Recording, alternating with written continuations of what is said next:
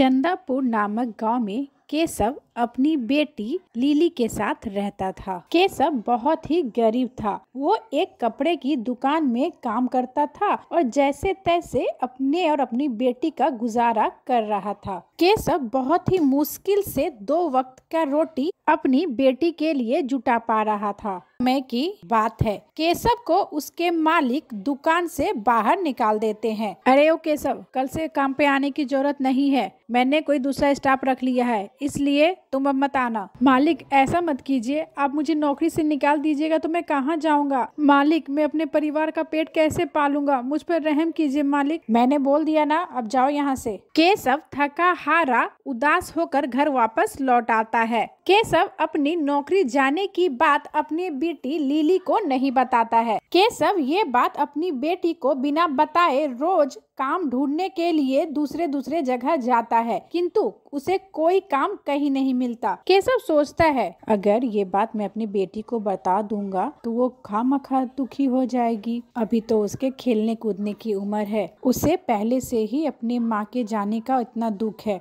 और मेरी नौकरी जाने की बात सुनेगी तो बेचारी बहुत दुखी हो जाएगी। मुझे ये बात छिपानी ही पड़ेगी। इस तरह केशव कई दिनों तक नौकरी की तलाश में इधर उधर जाता। वो कहीं बोरा उठाने का काम कर लेता तो कभी कहीं दुकान में झाड़ू लगा देता। इस तरह जो कुछ पैसे मिल रहे थे वो उससे जैसे तैसे गुजारा कर रहा था। एक दिन जब केशव घर आता है तो लिली बोलती है, बाबा आप आ गए, आप मेरे लिए रंग और पिचकारी क्यों नहीं लाए? बाबा होली है, सब बच्चे रंग और पिचकारी से खेल रहे हैं, मुझे भी रंग और पिचकारी चाहिए। बाबा होली को बस 2 ही दिन बचे हैं, आप मेरे लिए ये सब कब लाओगे? हाँ बेटी, मुझे याद है, मैं तुम्हारे लिए रंग और पिचकारी ले आऊंगा, तुम चिंता मत करो। दूसरे दिन केशव फिर से काम की तलाश में निकल जाता है। सभी दुकानें रंग और अबीरों से सजी हुई थी। वो एक बड़े से दुकान में जाता है और वहाँ काम मांगने लगता है। मालिक मुझे कोई काम दे दो ना, उसके बदले में मुझे पैसे नहीं चाहिए,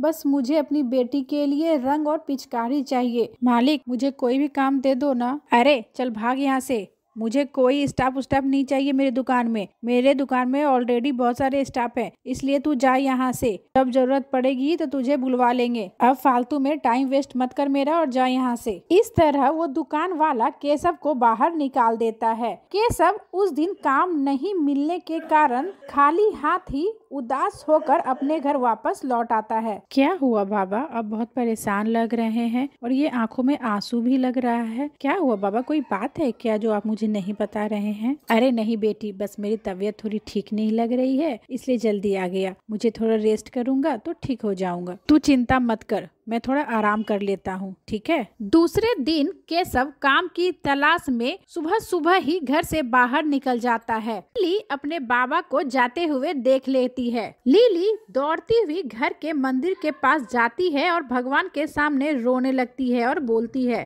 हे प्रभु, हे लक्ष्मी नारायण, आप मेरे बाबा को किस गलती की सजा दे रहे हैं? मुझे पता है कि उनकी नौकरी चली गई है और वो मुझे नहीं बता रहे हैं। प्रभु मेरे बाबा पे दया कीजिए, प्रभु उन्हें कोई काम दिला दीजिए। मैं आपसे विनती करती हूँ प्रभु, मुझे और कुछ नहीं चाहिए। हे प्रभु कुछ कीजिए, मैं आपसे विनती करती हूँ प्रभु, दया कीजिए। उधर केशव काम की तलाश में जाते हुए सोच रहा था, आज होली है और मेरे पास 1 रुपया भी नहीं है जिससे मैं अपनी बेटी के लिए रंग और पिचकारी खरीद पाऊँ। हे प्रभु मैं क्या करूँ, मैं अपनी बेटी के लिए कुछ नहीं कर पा रहा हूँ। प्रभु अब आप ही कोई काम दिला दो जिससे मैं अपनी बेटी के लिए होली का सामान खरीद पाऊँ। सारे बच्चे इधर उधर होली खेल रहे हैं और बेचारी मेरी बेटी घर पर अकेली मेरे रंग और अबीर का इंतजार कर रही है। ये सोचते सोचते केशव उसी दुकान से गुजर रहा था जिसमें वो कल काम मांगने आया हुआ था।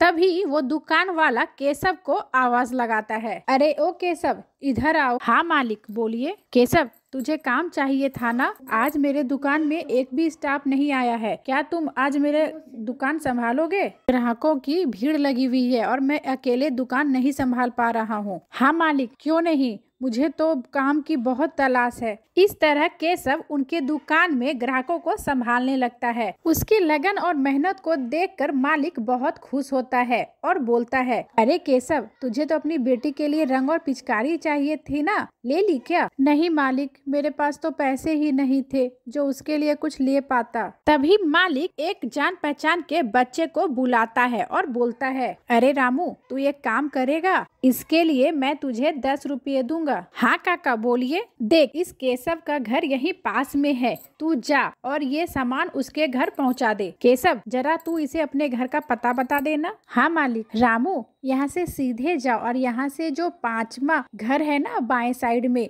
वो मेरा है। मेरे घर पर मेरी बेटी लिली है, तू लिली को ये सामान दे देना। रामू सामान लेकर लिली को देने चला जाता है। दरअसल वो सामान कुछ और नहीं बल्कि रंग, पिचकारी और अबीरों से भरी हुई थी। मालिक केशव के काम से खुश होकर उसके घर रंग और पिचकारी भिजवा देते हैं, जिसे देखकर केशव भी बहुत खुश हो जाता है और मालिक को बहुत सारा धन्यवाद देता है। मालिक, आपका मैं कैसे शुक्रिया अदा कर, आपने मेरे और मेरी बेटी के लिए जो भी किया उसके लिए बहुत बहुत धन्यवाद। अरे केशव, इसमें धन्यवाद की क्या बात है, तूने भी तो आज मेरी दुकान संभाली। पे हम एक दूसरे के काम नहीं आएंगे तो कौन आएगा, बल्कि मुझे तेरा धन्यवाद करना चाहिए कि आज सारा स्टाफ गायब था किंतु तूने मेरी दुकान संभाली, तेरा ही धन्यवाद। उधर लिली भी होली का सामान और पिचकारी देखकर बहुत खुश हो जाती है। रामू उसे बता देता है कि ये उसके पापा ने उसके लिए भेजवाई है। इस तरह लिली भी होली का सामान और पिचकारी लेकर बाहर बच्चों के साथ होली खेलने निकल जाती है।